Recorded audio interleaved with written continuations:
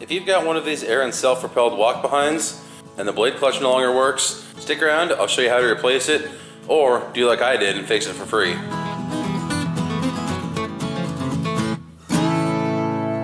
You'll need to tip the mower on its side to gain access to the bottom of it. The critical thing is, make sure the carburetor is on the top side. If it's on the bottom, when you tip the mower over like this, it's going to start flooding the carburetor and all your gas is going to be running out of this area here.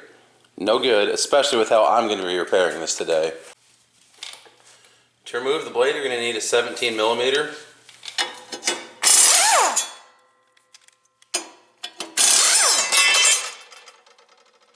And then to remove the entire clutch, you'll see right in the center is an Allen key, and that is 8 millimeter.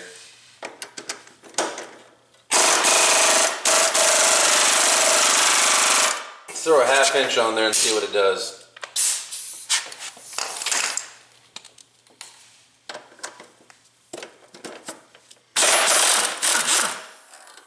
There you go. No problem at all. And it's honestly probably not that tight. My 3/8 impact is a little cheap Harbor Freight one. It might put out 50 foot-pounds. Next, just pull the clutch off. Now you can see this right here is the actual friction disc. And I'm missing a good portion of it from here to here. It's all cracked. You can see it's just coming apart. So the way these work is when you engage the blade clutch, this portion moves down, comes into contact with the friction material, and gets it all going the same speed until it fully clamps together, and then they're locked together and your blade is on. I'm going to remove a couple screws quick and get this whole guard out of here so we can see a little bit better what's going on.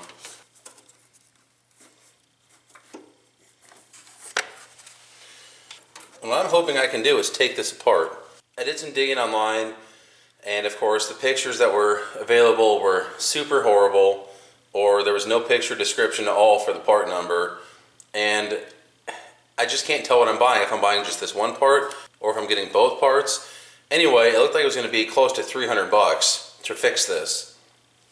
This mower is definitely not worth that much money at this point, so what I'm going to try and do is remove enough of this that I can just weld this inner plate right to this clutch. Now if you want to do it the proper way, go ahead, that's clearly ideal. After I'm done with this, the blade will always be engaged. So if the motor is running, the blade's always going to be engaged, which isn't a big deal. Most push mowers are like that. The nicer ones aren't, sure, but like I said, this one is not worth putting that kind of money into at this point. So hopefully I can get this disassembled enough to where I can weld it straight to this piece. Plan B, I've reassembled everything here, minus this half of the clutch, and what I've done is bent these two tabs out so I could remove the friction plate and the spring from the blade adapter. I don't love the idea of welding on it because if it doesn't work, then I've got weld all over this crankshaft, and you know, I don't know how it's going to go welding this crankshaft to this piece of unknown metal, which is probably some sort of cast. It's probably not going to go the best for me. So plan B is to stick just the blade adapter on there, but by removing this whole friction plate thing, it used to kind of rub on here. Now it clearly doesn't.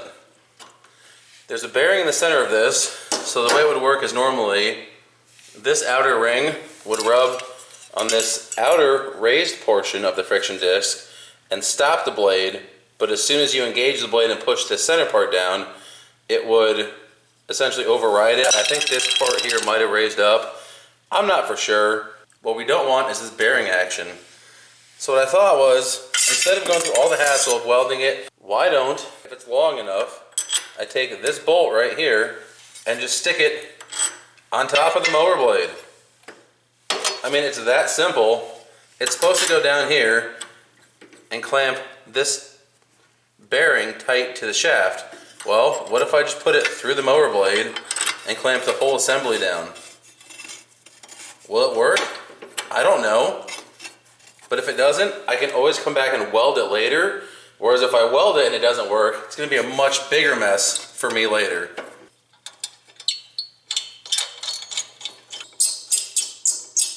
All that's left to do now is put her back together.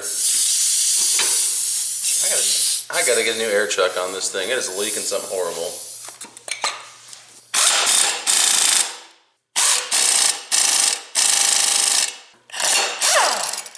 For good measure, we're going to give this bolt a healthy coating of Loctite 262. There we go.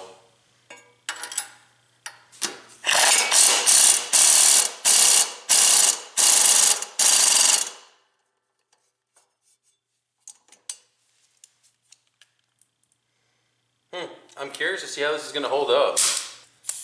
We're just going to give it a little tickle with the bigger impact to make sure it's snug.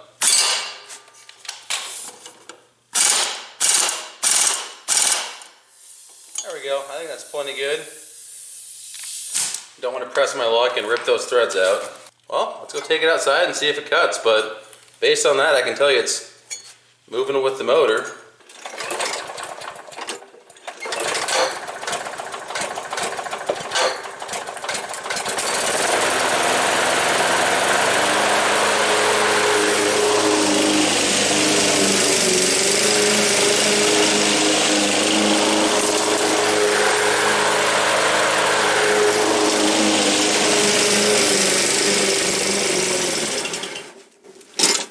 He's got this about scalp height.